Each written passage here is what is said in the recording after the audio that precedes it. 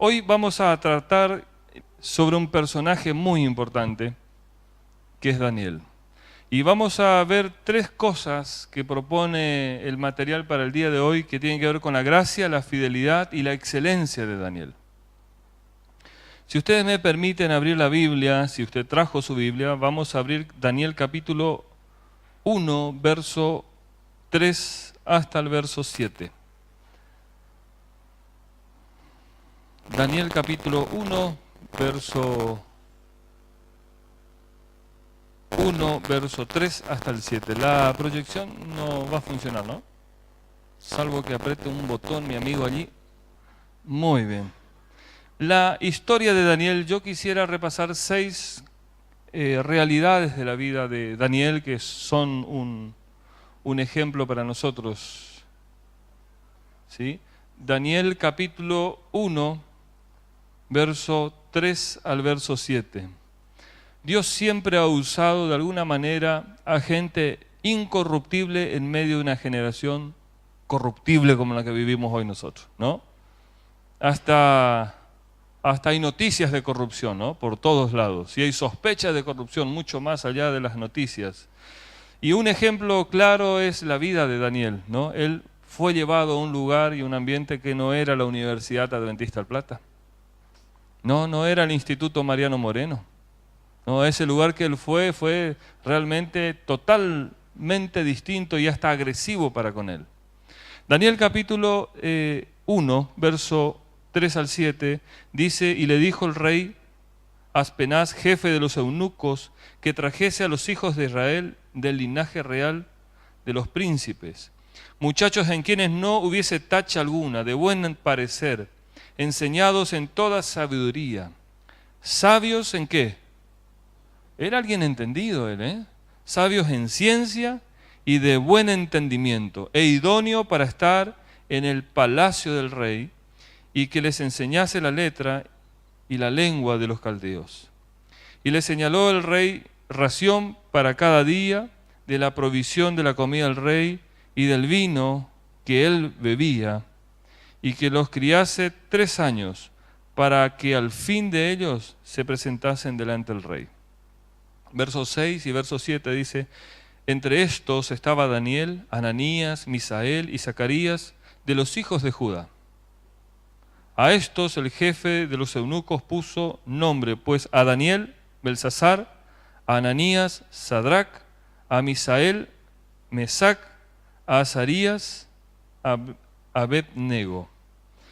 Este es un hombre, como dice aquí, capaz de superar los traumas del pasado. Qué parecido a nosotros, por lo menos conmigo, porque mi pasado no fue un asfalto, ¿no es cierto?, un pavimento. Todos tenemos alguna situación en el pasado, de alguna u otra medida, que puede hoy todavía estorbarnos, hacernos acordar, querer rebajar nuestra autoestima. Pero Daniel fue un hombre capaz de vencer esos traumas, y nosotros también. Fíjense, dice aquí abajo, él perdió su nacionalidad, su libertad, su nombre, su identidad, pero resolvió ser un influyente en vez de sucumbir a las circunstancias adversas. Lo que en verdad te importa no es lo que la gente nos hace, sino lo que hacemos con lo que nos hacen. Y yo creo que esta última parte fue la filosofía de Daniel. No importa lo que hagan conmigo. La filosofía de Jesús. No importa los latigazos que den a este cuerpo. No importa las mentiras que hablen de mi persona. Lo importante es qué yo hago con eso. Y eso va a determinar mucho mi estabilidad en muchas otras cosas de mi vida. Dios habla a los jóvenes también hoy para que sean fieles como los hebreos. Manifestaron así los principios de temperancia. Fíjense en esta imagen, ¿no? Hay muchas cosas ricas, deliciosas. Pero estos hebreos dijeron no a muchas cosas para decir sí al plan de Dios en cuanto a la alimentación y otras cosas. Dice Profetas y Reyes esto: Satanás se presenta a toda alma con tentaciones que asumen muchas formas seductoras en la que respecta a la santificación del apetito.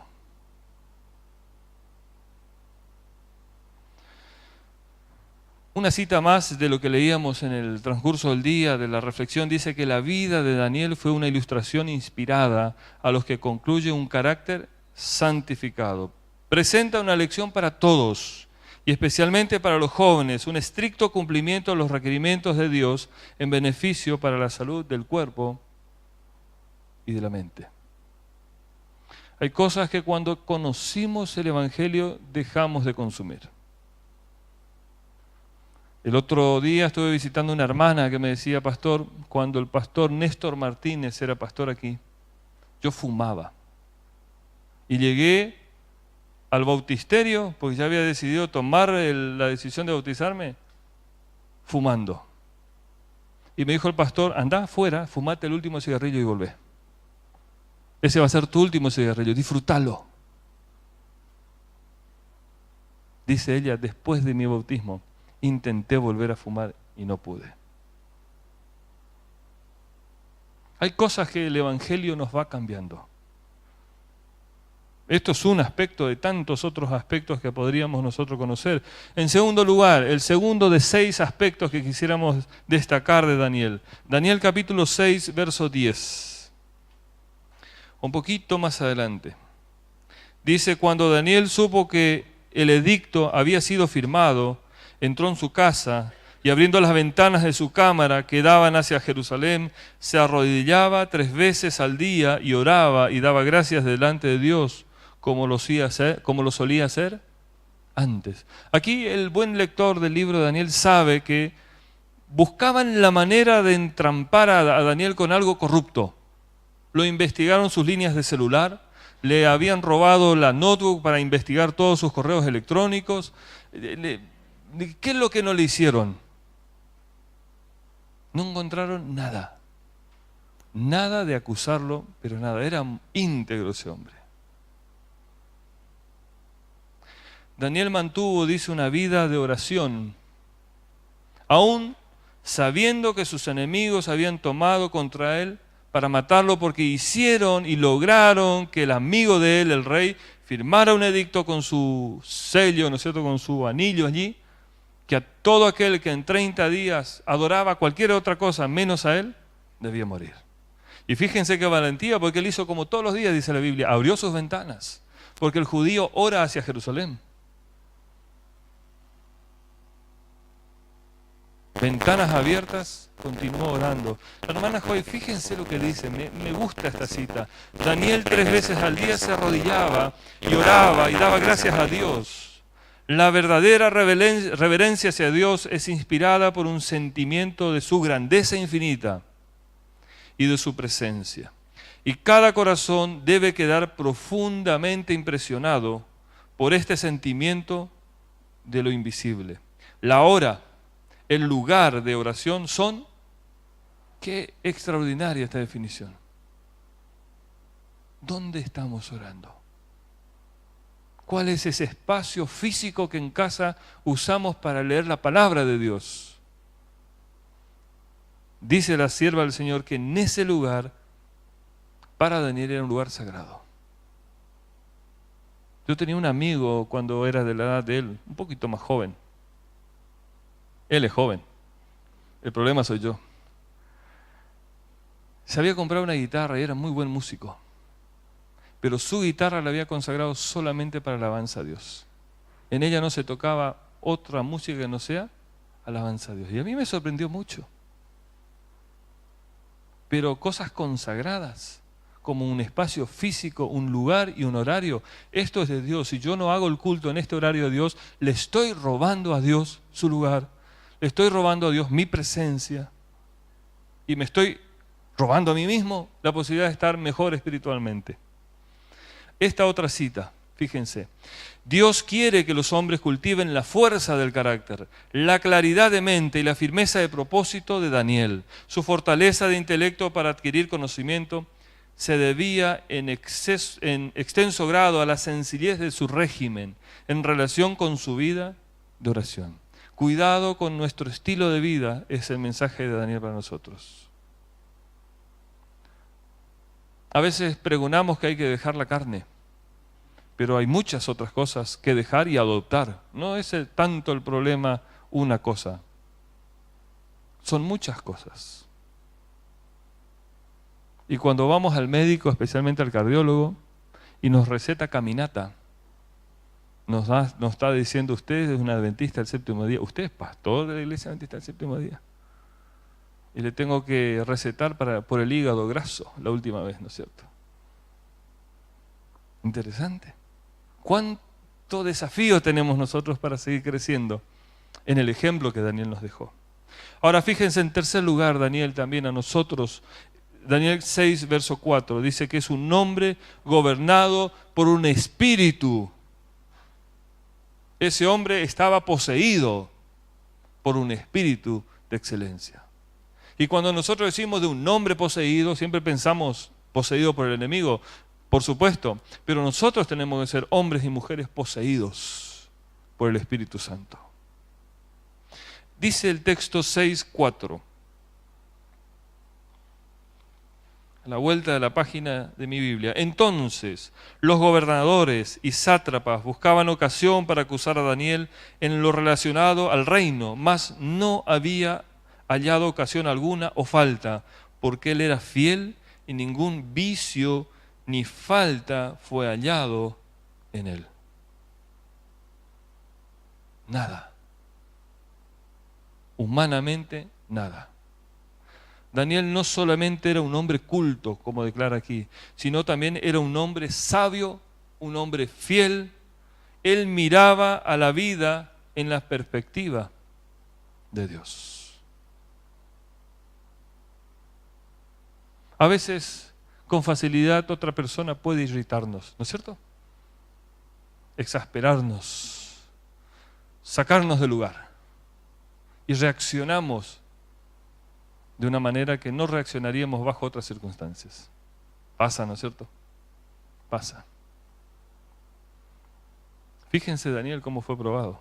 Cómo él podía haberse sentido traicionado por su amigo el rey. ¿Cómo puede ser que hayas firmado algo en donde me afectabas directamente mi relación con Dios? Se podría haber ofendido y nunca más, bloqueado el WhatsApp del rey. No quiero saber más nada con vos.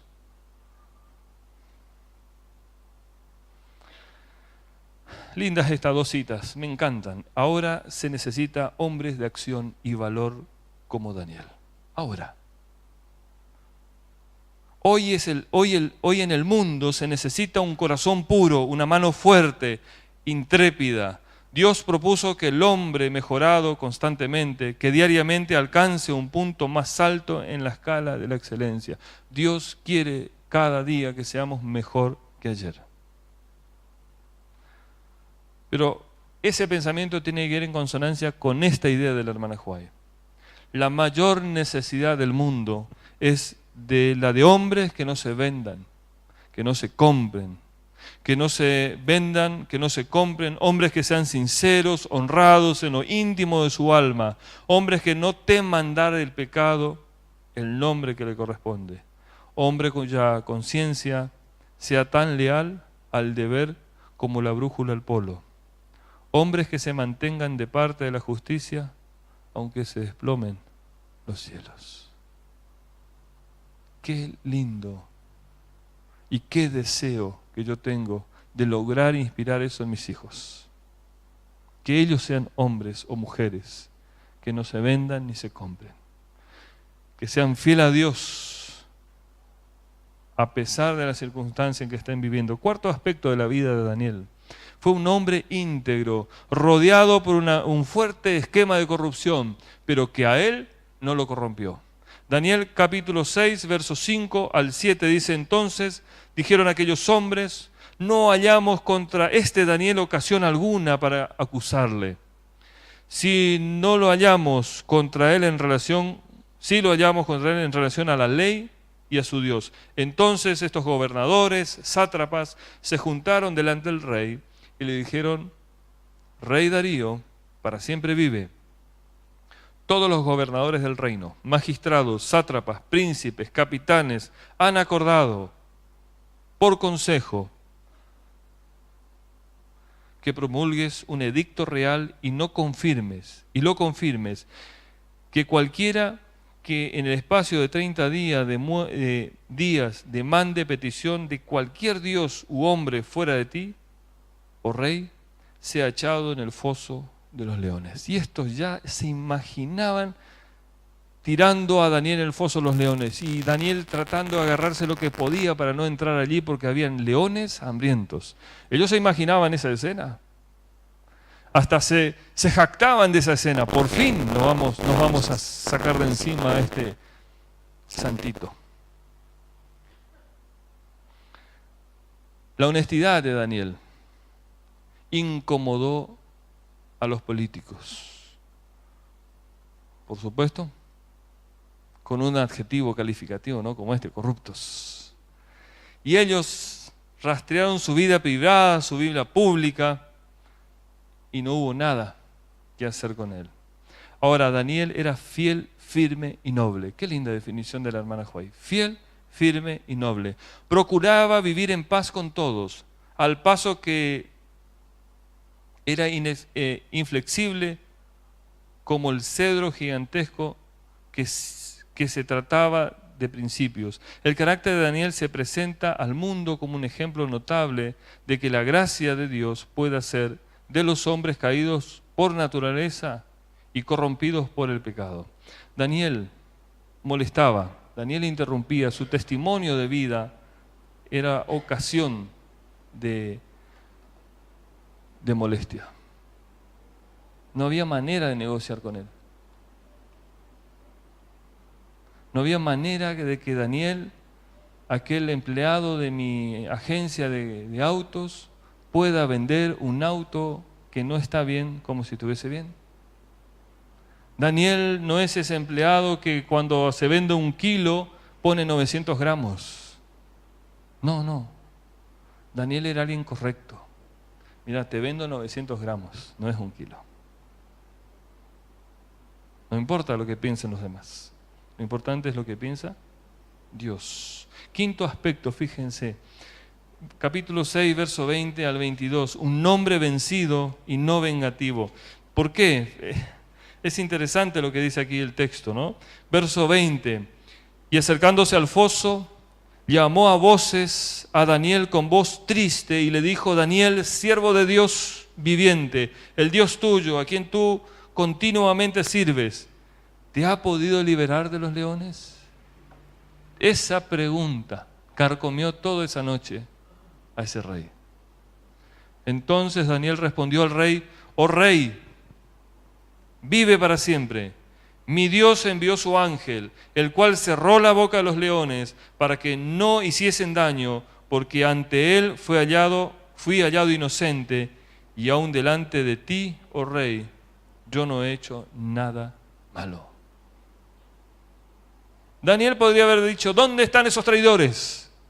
Que ellos vengan ahora acá abajo. Que los leones le están reservados por Jehová para ellos. No. Él continuó con su amistad sincera con su rey, con su amigo.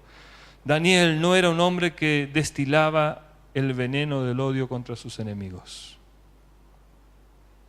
Él no se vengó de sus enemigos, ni pidió venganza por ellos. De su boca salió solo palabras benditas. Mi Dios envió un ángel. Ellos me cuidaron. Mediante Daniel, Dios salvó la vida de todos los sabios de Babilonia un poco más adelante. Y esa liberación son lecciones objetivas. Todo aquel en cuyo corazón habite Cristo, todo aquel que quiera revelar su amor al mundo, es colaborador con Dios para la bendición de la humanidad. El sexto aspecto de la vida de Daniel está allí en el verso 25 hasta el verso 27. Es un hombre cuya influencia fue conocida en toda la tierra. Imagínense, esos lugares llegaban aquellos que negociaban corruptamente con otros.